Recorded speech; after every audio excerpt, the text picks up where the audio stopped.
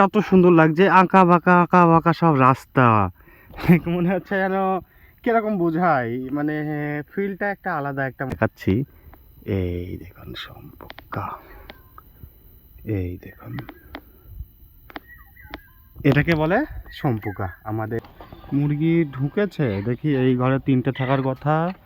হ্যাঁ 3টে আছে, এই ঘরে 4টে। হ্যাঁ সব, কিন্তু বোঝাই যাচ্ছে না যে এখন 7টা বাজে সন্ধে। মনে হচ্ছে যেন দিনমান হয়েই আছে, এখন হয়তো 5টা থেকে।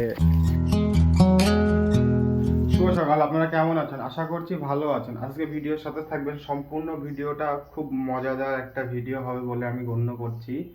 আর আজকে যাব প্রথমত ঘাস কাটতে, তারপরে বাড়ি আসব, বাড়ি এসে একটা ভালো স্পটে আপনাদেরকে নিয়ে যাব, ঠিক আছে? এখন ঘাসটা কেটে নিয়ে আসি। এই ঘাস কাটতে তো বার হয়েছিলাম, ঘাস কাটতে কাটতে নদীর ধারে এসে বসে পড়েছি একা একা, বলতে কি না, একটা ছোট্ট একটা বাচ্চা আছে আর ওই একটা ছেলে আছে।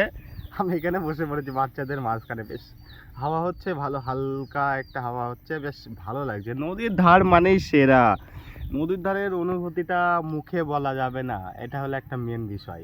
গাইস ঘাসের ভুঁয়ে চলে এসেছি, কটা ঘাস কেটে ফেলেছে। আর একটা জিনিস দেখাই আপনাদের, ঠিক আছে? এই দেখুন কত সুন্দর লাগছে, দেখেছেন? মনে হচ্ছে যেন পাটের ভিতরে, কত সুন্দর লাগছে, আঁকা বাঁকা আঁকা বাঁকা সব রাস্তা। মনে হচ্ছে যেন কিরকম বোঝাই, মানে ফিলটা একটা আলাদা একটা মনে হচ্ছে এইখানটাতে, ঠিক আছে? মানে চাষের জমি, এগুলো কিন্তু পাট, ঠিক আছে? চাষ মানেই সেরা লাগে দেখতে, যদি ভরপুর ফসল হয়, ঠিক আছে, তাহলে সেই জমিটা যা দেখতে লাগে ধারণার বাইরে। হ্যাঁ আর একটা জিনিস আপনাদেরকে দেখাই, সেদিন আমি বলেছিলাম না যে সম্পুকা সম্পুকা, আজকে আপনাদের সম্পুকা দেখাই, আমি এক্ষুনি দেখতে পেলাম। এই দেখুন, দেখতে পেয়েছেন? পাননি হয়তো, আমি দেখাচ্ছি। এই দেখুন সম্পুকা, এই দেখুন এটাকে বলে সম্পুকা আমাদের এখানকার ভাষায়, নদিয়ার ভাষায় এটাকে সম্পুকা বলে। গাইস ঘাস কাটা হয়ে গেল, ঘাস সাইকেলে রেখে দিয়েছি, এটা আমার সাইকেল। এবারে যাবো একটু নদী ধারে গিয়ে বসবো, প্রচণ্ড গরম পড়ছে, নদীতে হাওয়া হচ্ছে, একটু হাওয়া খাবো। গাইস নদীর ধারে বসে নি গো, ডাইরেক্ট চলে এসেছিলাম, কারণ অনেক কটা ধান এসেছিলো, ফোন করেছিল বাড়ি থেকে ধান ভেঙে দেওয়ার জন্য। আর ঘাস কটা এখানে রেখে দিলাম, ধান ভাঙা হয়ে গেছে অলরেডি।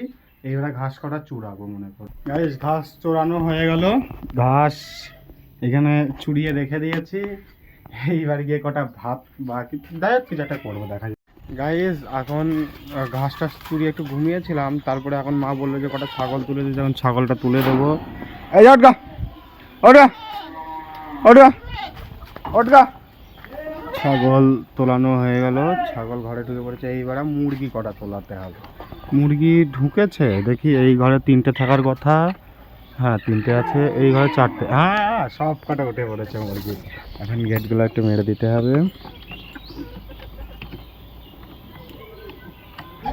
হচ্ছে না কেন? হচ্ছে, এটা মারতে হবে। হ্যাঁ গেট মারা হয়ে গেছে, এবার মশারি দিতে হবে।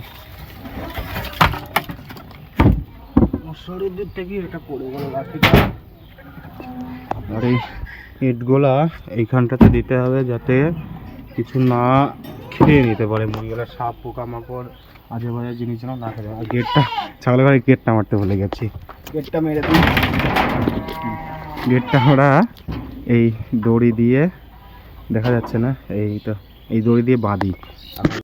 হয়ে গেছে মুরগি ছাগল যা যেখানে সব তোলানো হয়ে গেছে 1 মিনিটের মধ্যে। গাইস এখন এমন একটা অবস্থা, ঠিক আছে, এখন পাক্কা 7টা বাজে, ঠিক আছে, কিন্তু ভিউটা দেখো, মনে হচ্ছে দিনমান আছে, চাঁদটা কত সুন্দর লাগছে, ঠিক আছে, কিন্তু বোঝাই যাচ্ছে না যে এখন 7টা বাজে সন্ধে।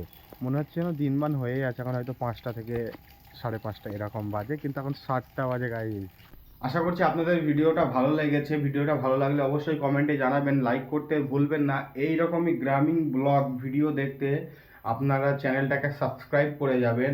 আশা করছি আপনাদের ভিডিওটা ভালো লেগেছে। বাই।